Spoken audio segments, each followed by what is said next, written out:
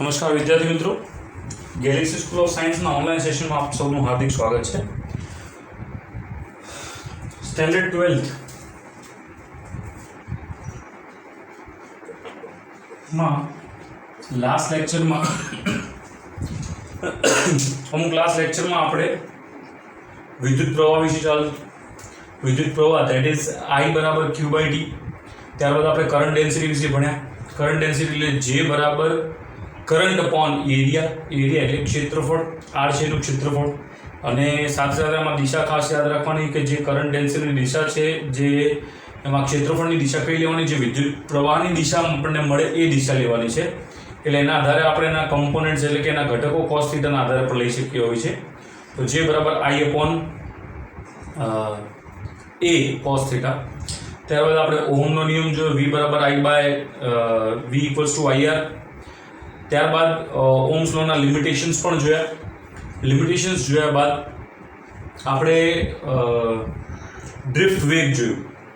Drift વેગની અંદર સૌથી ખાસ એક સુવાહક પદાર્થની અંદર પોતાની રીતે જ ગતિ કરતા, ભ્રમણ કરતા ફ્રી ઇલેક્ટ્રોન્સ. એ ફ્રી ઇલેક્ટ્રોન્સ જ્યારે પોતાની રીતે અલગ અલગ જગ્યામાં જાય છે ત્યારે ઘણી બધી જગ્યાએ ભટકાય છે. ત્યારબાદ આપણે એને એક્સટર્નલ બેટરી આપી. એક્સટર્નલ બેટરીમાં એના પાસે પ્રવેગ ઉત્પન્ન થાય છે. એ પ્રવેગના કારણે એની દિશામાં કંઈક ફેરફાર થાય છે અને એમાં સ્થાનાંતર થાય છે, જૂની જગ્યા અને નવી જગ્યા. એટલે કે પ્રારંભિક સ્થાન અને અંતિમ સ્થાનમાં કંઈક સ્થાનાંતર થાય છે. આના આધારે જ આપણને શું મળે છે? ડ્રિફ્ટ વેગ. ડ્રિફ્ટ વેગનું સૂત્ર Vd બરાબર QE upon M into tau. Tau છે આપણા પાસે રિલેક્સેશન ટાઈમ. આ જે રિલેક્સેશન ટાઈમ છે એ શું છે કે બે અથડામણો થતા હોય એના વચ્ચેનું એવરેજ ટાઈમ કેટલું થાય છે ઇલેક્ટ્રોન માટેનું, એની આપણે વાત કરીએ તો એમાં ટાઉ જે છે એ રિલેક્સેશન ટાઈમ છે. ત્યારબાદ આપણે કરંટ ડેન્સિટી અને ડ્રિફ્ટ વેવ વચ્ચેના ઘણા બધા સંબંધો જોયા NEVD-ના રિસ્પેક્ટમાં. તો એ પણ છે. હવે એના આધારે આપણે એક દાખલો જોવાનો છે. દાખલાનો પ્રશ્ન અહીંયા લખ્યો છે મેં. શું આપ્યું છે કે આકૃતિમાં દર્શાવ્યા પ્રમાણે 0.2 સેન્ટીમીટર વ્યાસવાળા એક બાજુએ એટલા બે તારમાંથી 3 એમ્પિયરનો સમાન પ્રવાહ વહી રહ્યો છે. એટલે અહીંયાથી પણ 3 એમ્પિયર ચાલુ કર્યું વહવાનું અને અહીંયાથી પણ 3 એમ્પિયર ચાલુ કર્યું. આ બાજુ આ બંનેમાં જે આપણા પાસે વ્યાસ છે that is 0.2 સેન્ટીમીટર વ્યાસ એટલે ડાયામીટર, બરોબર. અહીંથી 3 એમ્પિયર જેટલો પ્રવાહ વહે છે. પછી આ જે છે આ એક પ્રકારનો એ ટાઈપનો ચીપિયો છે કે અહીંયાથી તો 2 આપેલા છે, પછી અહીંયાથી 3માં રૂપાંતર થઈ જાય છે. એટલે દાખલા તરીકે કઈ રીતે, let us try. sorry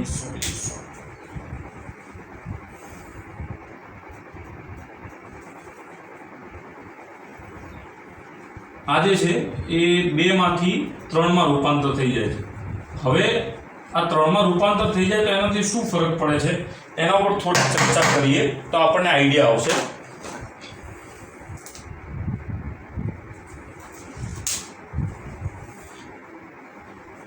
તો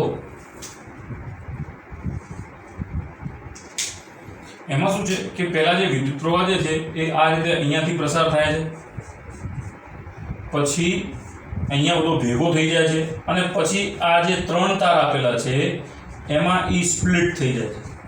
એટલે 3 ને 3 અહીંયા ભેગા થયા 6 અને 6 ભાગ્યા 3 એટલે આ 3 થઈ જાય. એટલે અહીંયાથી જે વિદ્યુત પ્રવાહ બહાર નીકળશે એ નીકળશે 2 એમ્પિયર, 2 એમ્પિયર અને 2 એમ્પિયર, બરોબર. આ ખાસ સમજવાવાળી વાત છે. 3 એમ્પિયર વિદ્યુત પ્રવાહ અહીંયા ભેગો થઈ જાય છે, ભેગો થઈને આગળ જતો રહે છે, રાઈટ. તો આ રીતની એક સિસ્ટમ છે કે જેમાં આ વસ્તુ થાય છે.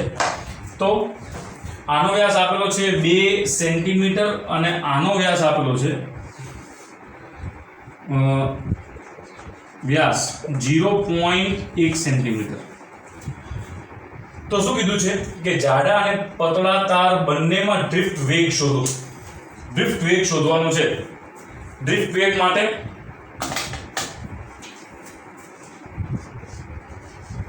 VD બરાબર J/NE આવું થાય. બરાબર, ડ્રિફ્ટ વેગનું સૂત્ર આ થાય. અને બીજું કે J બરાબર I/A. તો આ J ની કિંમત આમાં મૂકી દઈએ તો VD બરાબર આની વાત કરીએ તો I/ANE. બસ આ થઈ ગયો ડ્રિફ્ટ વેગ. આ સૂત્રના આધારે આપણે બંનેમાં શોધવાના છીએ. તો પહેલા આપણે આ બાજુની વાત કરીએ. આ બાજુમાં હવે આ એક આમ સ્ફેરિકલ છે તો r છે નું ક્ષેત્રફળ πr². એ થાય ને? Yes, πr². તો આ πr² માં આપણે r નથી, આપણી પાસે ડાયામીટર આપેલું છે. તો એ ડાયામીટર શોધવા માટે સૌથી પહેલા બે તાર માટે, એટલે માનો કે આને 1 નંબર આપી દઈએ, આને આપી દઈએ 2 નંબર. તો ફર્સ્ટ કેસ ફર્સ્ટ, એટલે કે જાડા તાર માટે આપણે ડ્રિફ્ટ વેગ શોધવાનો છે. જેમાં આપણા પાસે આ કિંમત આપેલી છે, I ની કિંમત છે, N ની કિંમત આપણા પાસે આપેલી છે. યસ, સોરી મિત્રો, એક પ્રશ્નમાં વસ્તુ લખવાની રહી ગઈ. આપ્યું છે ઇલેક્ટ્રોનની સંખ્યા ઘનતા. ઇલેક્ટ્રોનની સંખ્યા ઘનતા જેની કિંમત કંઈક આપી છે 7×1028 મીટર ક્યુબ. આ રીતે કઈ કિંમત આપેલી છે સંખ્યા ઘનતા. હવે સંખ્યા ઘનતા એટલે N/V, એટલે આને આપણે N જ લેવાનું, એટલે 7×1028. બરાબર, કેસ 1. આની અંદર આપણે બધી કિંમતો મૂકીએ તો VD બરાબર I/NE. I ની કિંમત છે, આમાં આપણા પાસે વિદ્યુત પ્રવાહ પ્રસાર થાય છે, એ છે 3 એમ્પિયર. N ની કિંમત 7×10 N ની કિંમત છે આપણા પાસે 7×1028.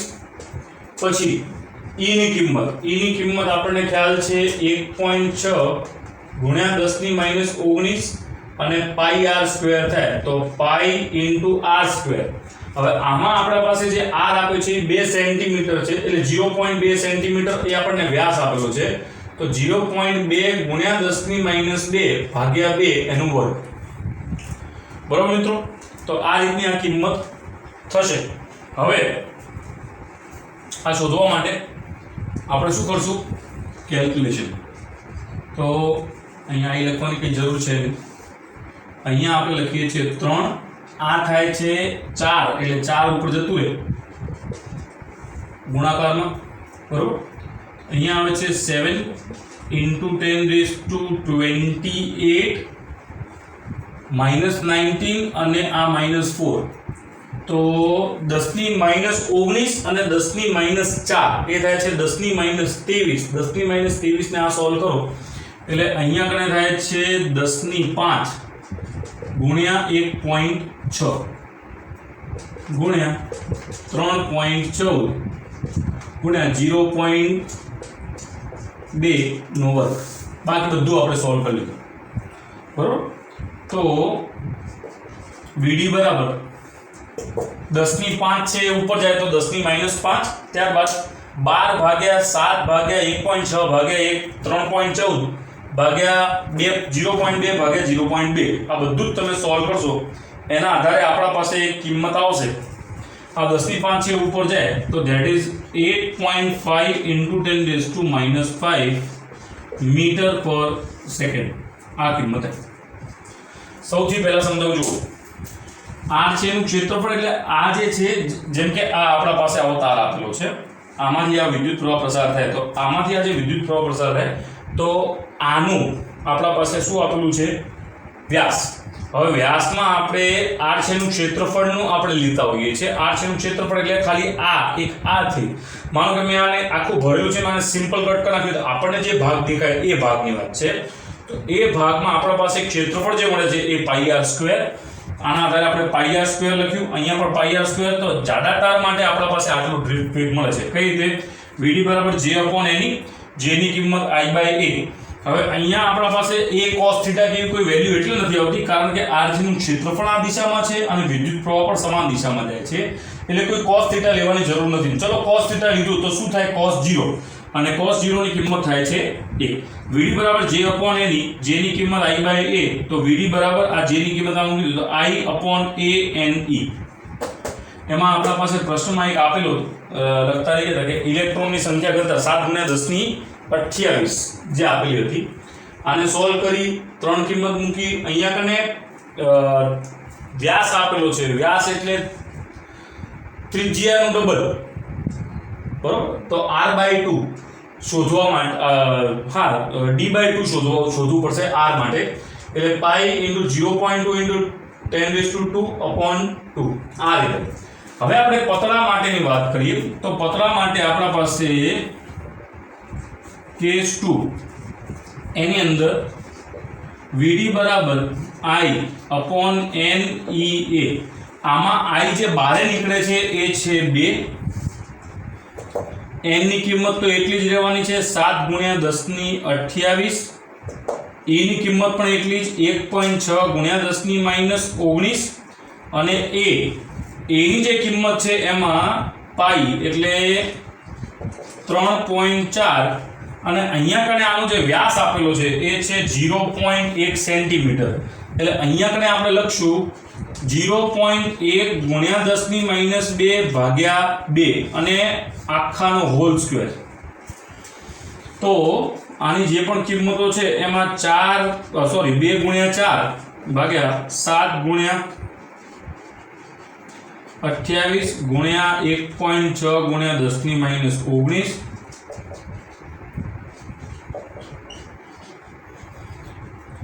10⁻4 આ બધું સોલ્વ કરશું આટલું 10 ની ઘાતો, એમાં આપણને ડાયરેક્ટ મળશે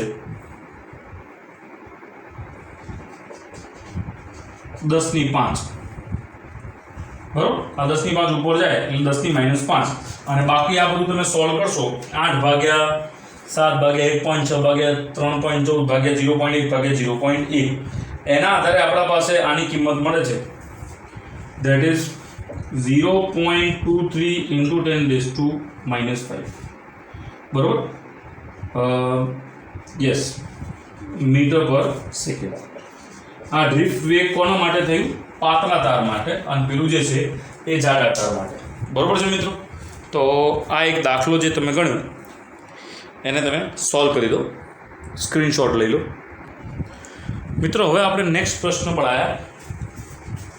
શું કહે છે કે 1 એમ્પિયર વિદ્યુત પ્રવાહનું વહન કરતા તાંબાના એક તારની લંબાઈ 0.1 મીટર અને r નું ક્ષેત્રફળ આપેલું છે.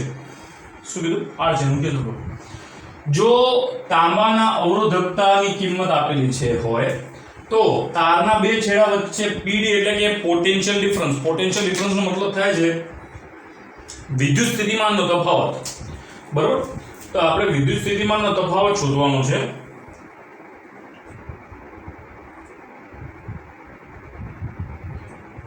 વિદ્યુત સ્થિતિમાનનો જે તફાવત છે તે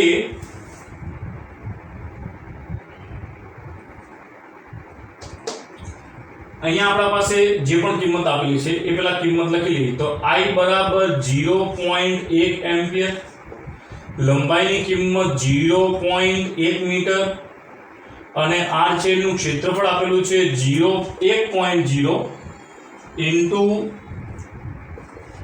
10⁻⁻6 મીટર સ્ક્વેર. આટલી આપણને કિંમતો આપેલી છે શેની? જે પણ આપણા છે એમાં. હવે પહેલું જે પ્રશ્ન છે એમાં તાંબાના અવરોધકતા આપેલું છે આપણા પાસે. અવરોધકતા એટલે આપણે ρ કહીએ તો 1.7 ઇન્ટુ 10⁸ ઓહમ મીટર. શું કીધું? તો તારના બે છેડા વચ્ચે પોટેન્શિયલ શોધો. પોટેન્શિયલ માટેનો જે સિમ્પલ ફોર્મ્યુલા છે V બરાબર IR. આપણે આ ફોર્મ્યુલા જોયો, V બરાબર IR. તો આમાં v તો છે, i છે, પણ r નથી. તો r આપણને આ ત્રણ જે કિંમત છે એના દ્વારા આપણને r ની કિંમત મળી. તો પોટેન્શિયલ શોધવા માટે v બરાબર i, r ની કિંમત rho l by a લખાય. r બરાબર rho l by a, આવો આપણને ખ્યાલ છે, that is r equals to rho l by a. તો આ કિંમત આપણે આમાં મૂકી શકીએ. તો v બરાબર i ની કિંમત છે 1 ગુણ્યા rho 1.7 ગુણ્યા 10 ની 8, પછી l ની કિંમત આપેલી છે આપણને 0.1 અને a ની કિંમત આપી છે 1.0 into 10 raised to -6. એટલે આપણે વોલ્ટેજ શોધવાનો છે. વોલ્ટેજ શોધવાનો હોય તો આ 10 ની જે 6 ઘાત છે એ ઉપર જતી રહે, તો 1.7 into 10 raised to -8, આને આપણે 10 raised to -1 લખાય, આને આપણે લખી દઈએ 10 raised to 6.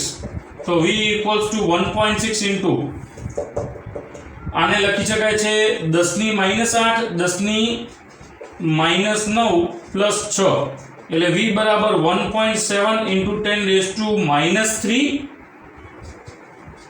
વોલ્ટ. આ 10 raised to જે આપણા પાસે -3 આવ્યું, એ -3 ના જગ્યાએ આપણે લખી શકીએ છીએ 1.7 મિલીવોલ્ટ. બરોબર? એટલે આ આપણો જવાબ, that is 1.7 મિલીવોલ્ટ. બરોબર છે મિત્રો? હવે ત્યારબાદ આપણે આ ક્વેશ્ચનની વાત કરી છે કે તારમાં ઇલેક્ટ્રોનનો ડ્રિફ્ટ વેગ શોધો. શું કીધું છે? તારમાં ઇલેક્ટ્રોનનો ડ્રિફ્ટ વેગ શોધવાની વાત કરી છે. એમાં આપણા પાસે અમુક જે છે કિંમતો આપેલી છે. હવે ડ્રિફ્ટ વેગ શોધવો હોય તો એના માટે જે સૂત્ર થાય છે, that is I બરાબર NEVDA. એમાંથી આપણે VD ને કરતા બનાવી દઈએ. હમણાં જ આપણે આની પહેલા દાખલો જોયો, તો VD upon NEA આવું થાય. તો આમાં આપણા પાસે n ની કિંમત નથી. હવે n ની કિંમત શોધવી હોય હંમેશા યાદ રાખવાની, સ્મોલ n બરાબર density into Avogadro number upon mass. આ રીતનું સૂત્ર છે. તો આપણે n ની કિંમત શોધવી હોય તો આ છે ડેન્સિટી. આમાં આપણા પાસે તાંબાના તારની ઘનતા આપેલી છે, જે કિંમત છે 8.9 into 10 raised to 3 into Avogadro number 6.02 into 10 raised to 23 upon m. m ની કિંમત આપેલી છે આપણા પાસે 63.5. આ સોલ્વ કરતા આપણા પાસે n ની કિંમત આવી જશે. બરોબર? આ n ની કિંમત આપણે અહીંયા મૂકશું. e ની કિંમત 1.6 ગુણ્યા 10 ની -19, a ની કિંમત આ છે નું ક્ષેત્રફળ આપણા પાસે આપેલું છે 1 into 10 raised to -6 અને i ની કિંમત પણ આપેલી છે 1. એના આધારે આપણને vd ની કિંમત મળી જાય. એટલે આપણે જે શોધવાનું છે તેની કિંમત આપણને આના દ્વારા મળી શકે છે, જે તમે નોટ ડાઉન કરી શકો છો મિત્રો. તેમ છતાં હું આને બધી કિંમતો લખી દઈ છે એકવાર. શું કીધું છે? આપણે VD શોધવાનું છે. તો VD બરાબર I ની કિંમત આપણને આપેલી છે 1 એમ્પિયર. n ની કિંમત આપણા પાસે I એટલે 8.9 ગુણ્યા 10 ની 3 અને 23 એટલે થઈ ગયા 26, એટલે 6.02 ગુણ્યા 10 ની 26. આ 10 ની 26 ને પહેલથી જતા ઉપર લઈ જઈએ એટલે થાય 10 ની -26. આ થઈ ગયું 10 ની -26. બરોબર? આ થઈ ગયું. એમાં ભાગાકારમાં આવે છે 63.5 એટલે એના ઉપર લઈ જઈએ છે 63.5. બરોબર?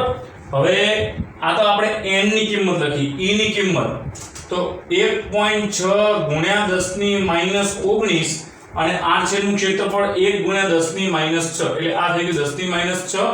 આપણે 10 ની ઘાતો સોલ્વ કરી દઈએ છે 63.5 into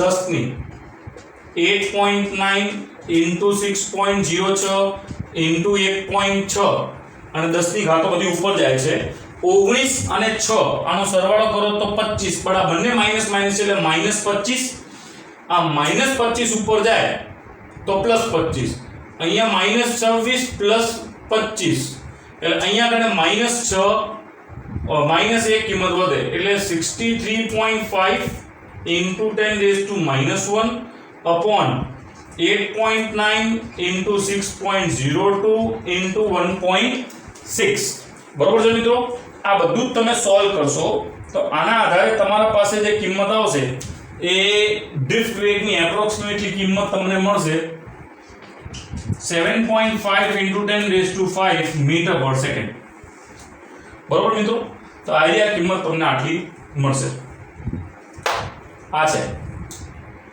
ઓકે તો આ તો દાખલા નંબર આનો ફર્સ્ટ અને આ છે આનો દાખલા નંબર સેકન્ડ ડ્રિફ્ટ વેગ અને તાર સાથે સાથે અવરોધકતા ને એ બધાના સાપેક્ષે આ લેતો પ્રશ્ન બરોબર મિત્રો થેન્ક યુ સો મચ